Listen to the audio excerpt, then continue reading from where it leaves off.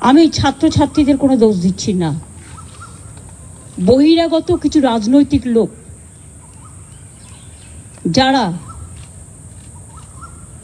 বাংলায় অশান্তি করতে চান, বাম এবং রাম, তারা একত্রিত হয়ে এই গন্ডগোলটা করেছে।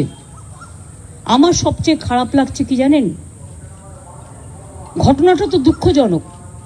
আমরা বারবার বলেছি ফাঁসি চাই, আমি তো কালকেও মিছিল করব ফাঁসির দাবিতে। তদন্ত তাড়াতাড়ি হোক, আমরা তো রবিবারের মধ্যে শেষ করব ঠিক করেছিলাম।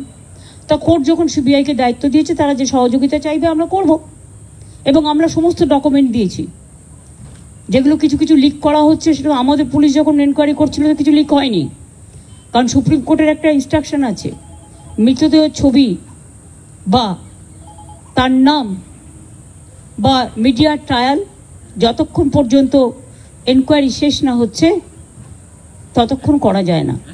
এই দিকটা আমরা যেন লক্ষ্য রাখি, দোষীরা শাস্তি পাক, কিন্তু কোনো নিরাপরাধীকে যেন এই শাস্তি পেতে না হয়। যে ডাকতে পারে, সবাইকে কথা বলতে পারে, আলোচনা করতে পারে, কারো কোনো কোয়ারি থাকলে ডাকতেই পারে, এটা তো ইনভেস্টিগেশনের নিয়ম। আমাদের পুলিশও প্রায় 34 জনকে ডেকেছিল, বাদবাকি আরও কিছু ডাকার কথা ছিল। আমাদের টাইম ছিল রবিবার পর্যন্ত। এটা আমি তোর বাবা মার সাথে কথা বলেই ঠিক করেছিলাম যে রবিবার পর্যন্ত যদি আমরা তদন্ত শেষ করতে না পারি, তাহলে আমি সিবিআইকে দিয়ে দেবো।